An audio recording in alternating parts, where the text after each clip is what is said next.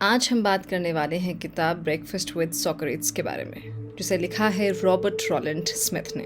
इस किताब में उन सभी फिलोसोफर्स के बारे में बताया गया है जिन्होंने ज़िंदगी और उससे जुड़ी चीज़ों को समझने के नए और आसान तरीकों को खोजा। इस बुक समरी से आप अपनी ज़िंदगी से जुड़े छोटे और बड़े सवालों के जवाब पा सकेंगे। तो चलिए शुरू करते हैं। फिलॉसफी का मतलब होता है समझदारी से प्यार। इससे पहले हम फिलॉसफी पढ़ें, हम ये जानने की कोशिश करते हैं कि फिलॉसफी यानी दर्शन शास्त्र क्या है। फिलॉसफी शब्द का जन्म ग्रीक शब्द फिलॉसफी से हुआ है, जिसका मतलब है समझदारी से प्यार करना। इसके नाम से ही साफ है कि हम अपनी रोज़ की ज़िंदगी में जो भी काम समझदारी से करते हैं वो फिलॉसफी है। अब चाहे ये समझदारी हम बाजार में मोल भाव करते समय दिखाएं या फिर कोई बड़ा काम करते वक्त। समझदारी और चालाकी में बहुत अंतर होता है। अगर आप किसी से बहस करके उसे बहस में हरा देते हैं तो आप चालाक हैं, लेकिन अगर आप उससे बहस करते ही नहीं हैं तो आप समझदार हैं। फिलॉसफी हमें समझदारी सिखाती है, चालाकी नहीं। फिलॉसफी का मतलब ये भी होता है कि आप अपनी ज़िंदगी से जुड़ी चीज़ों के बारे में छोटे बड़े सवाल करें।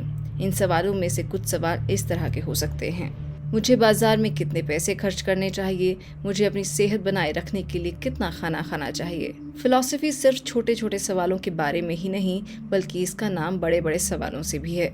बड़े बड़े सवाल कुछ इस तरह के हो सकते हैं: इस दुनिया को किसने और क्यों बनाया? अगर इस दुनिया को भगवान ने बनाया है तो फिर भगवान को किसने बनाया?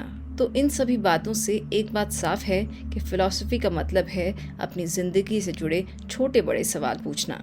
इन सवालों से आप अपनी ज़िंदगी के फैसलों को अच्छे से ले सकते हैं। इसे ही समझदारी कहते हैं और समझदारी ही फिलॉसफी है। आपका कुछ भी सोचना आपके होने का सबूत है। क्या कभी कभी आपको ऐसा लगता है कि आपके आसपास की चीज़ें सिर्फ एक भ्रम हैं? क्या आप सच और सपने में अंतर जानना चाहते हैं? इस सबक में हम डेस्कार्tes की बातों को समझने की कोशिश करेंगे। क्या हमारा कोई अस्तित्व है या फिर हमें सिर्फ लगता है कि हम हैं? हम कैसे जान पाएंगे कि हम सपना देख रहे हैं या फिर जाग रहे हैं? डेस्कार्tes ने इस बात को समझने के लिए अपने आसपास की सभी चीज़ों पर शक करना शुरू किया। डेस्कार्tes को सिर्फ एक ही चीज़ पर पूरा विश्वास था कि वो शक कर रहे थे। अपने शक करने पर शक ना करके उन्होंने हर चीज़ पर शक किया। डेस्कार्tes ने बताया कि अगर वो शक कर रहे हैं तो वो सोच रहे हैं। अगर वो सोच रहे हैं मतलब उनका अस्तित्व है। उनके हिसाब से आपका सोचना ही आपके होने का सबूत है। डेस्कार्tes ने एक प्रसिद्ध पंक्ति दी, कोगितो एर्गो सम। इसका मतलब है मैं सोचता हूँ इसलिए मैं हूँ। इसका मतलब है कि अगर आप सोचते हैं कि आप मर चुके हैं या फिर सपना देख रहे हैं, या अगर आप सोचते हैं कि आपके आसपास की चीज़ें सिर्फ एक वहम हैं, तो भी आपका अस्तित्व है, क्योंकि आप सोच रहे हैं। अपने व्यवहार को अच्छे से समझने के लिए हमें ईगो और सुपर ईगो के बारे में जानना होगा। क्या आप कभी कभी कुछ ऐसे काम करते हैं जिन्हें करने का आपका मन नहीं करता? हम सभी ने ऐसे काम ज़रूर किए हैं, लेकिन मन ना करने पर भी हम ऐसे काम क्यों करते हैं? इसका जवाब है सुपर ईगो की ईगो पर जीत की वजह से। 20वीं शताब्दी में सिगमंड फ्रॉइड नाम के एक न्यूरोलॉजिस्ट ने दिमाग को समझने की कोशिश की। उन्होंने बताया कि हमारे अंदर ईगो और सुपर ईगो नाम की दो चीज़ें पाई जाती हैं। ईगो हमेशा हमें आराम की तरफ लेकर जाता है। इसे ज़्यादा तनाव में रहना पसंद नहीं है और ये बिल्कुल नहीं चाहता कि ये अपने बिस्तर को छोड़कर उठे और काम पर जाए। दूसरी तरफ सुपर ईगो हमारे अंदर की वो भावना है जो हमें वो काम करने पर मजबूर करती है जो ज़रूरी या सही है। घर की सफाई करना भले ही आपको पसंद ना हो, लेकिन आप फिर भी घर साफ करेंगे क्योंकि वो काम ज़रूरी है। ईगो हमें हमारी ज़रूरतों के बारे में बताता है, जबकि सुपर ईगो दुनिया की ज़रूरतों के बारे में। जिसका सुपर ईगो उसके ईगो पर हावी होता है वो एक अच्छा इंसान कहा जाता है। जैसे कि अगर कोई आपको उस गलती के लिए डांट रहा है जो आपने नहीं की, तो अगर आपका सुपर ईगो हावी है तो आप उससे विनम्रता से बात करके उसे समझाने की कोशिश करेंगे।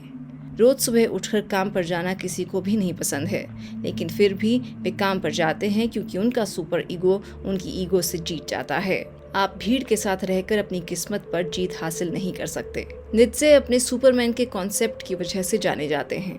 सुपरमैन वे होते हैं जो सपनों की दुनिया को छोड़कर अपनी हकीकत को अपनाते हैं। आज ज़्यादातर लोग एक ही तरह का काम कर रहे हैं। वो रोज़ अपने घर से काम पर भागते हैं और तनाव में जीते हैं। अगर आप भीड़ में रहेंगे तो आप भी समय के साथ ऐसे ही हो जाएंगे। हम सभी लोग अक्सर ही तनाव से परेशान होकर अपने ख्यालों में उन चीज़ों के बारे में सोचते हैं जिनका वास्तविकता से कोई लेना देना नहीं होता। उदाहरण के लिए उस आदमी को ले लीजिए जिसे पैसों की ज़रूरत है। वो अपनी आंखों के सामने रखी हुई चीज़ के बारे में ना सोचकर ये सोच रहा है कि जिस दिन वो करोड़पति बनेगा उस दिन दुनिया घूमेगा। भीड़ में रहने वाले लोग अक्सर ही ऐसे ख्वाब देखते हैं। अगर आप सुपरमैन बनना चाहते हैं तो आपको अपनी असली हालातों को अपनाना होगा, भले ही वो आपको अच्छे ना लगते हों। ख्यालों में रहने वाले लोग कमज़ोर होते हैं। वे अपनी असली हालातों को गले नहीं लगा पाते, इसलिए वो एक ऐसी दुनिया में खोए रहते हैं जो कि है ही नहीं। सुपरमैन वर्तमान में रहकर हर एक पल का आनंद लेते हैं और इसी तरह से वे अपनी किस्मत के मालिक बन जाते हैं। पैसों की गुलामी की जंजीरों को तोड़ दीजिए। आप अपनी नौकरी को किस नज़र से देखते हैं? क्या आप सारा दिन काम करने के बाद भी गरीबी में जी रहे हैं? लोगों को लगता है कि वो नौकरी से आराम कमा सकते हैं, इसलिए वो हर रोज़ अपने आराम को छोड़कर काम करने जाते हैं। उन्हें खुद नहीं पता कि वो जीने के लिए काम कर रहे हैं या काम करने के लिए जी रहे हैं। तो फिर नौकरी का मतलब क्या होता है? नौकरी का सीधा सा मतलब होता है अपने काम के बदले में पैसे लेना। 19वीं शताब्दी में कार्ल मार्क्स ने नौकरी को एक अलग नज़र से देखने की कोशिश की। उनकी माने तो एक मजदूर हमेशा गरीब इसलिए रहता है क्योंकि वो पैसों की गुलामी करता है और एक गुलाम का गरीब होना आम बात है।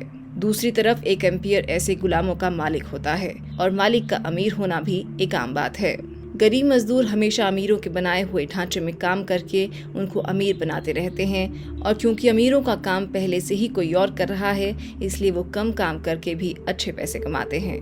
कार्ल मार्क्स ने दुनिया भर के मजदूरों को ये बातें समझाने की कोशिश की और उन्हें अपनी गुलामी की जंजीरों को तोड़ने के लिए उकसाया। आप अगर इन सभी बातों को अपने आप से जोड़ें तो आप पाएंगे कि आपके पास खोने के लिए सिर्फ आपकी बेड़ियां हैं।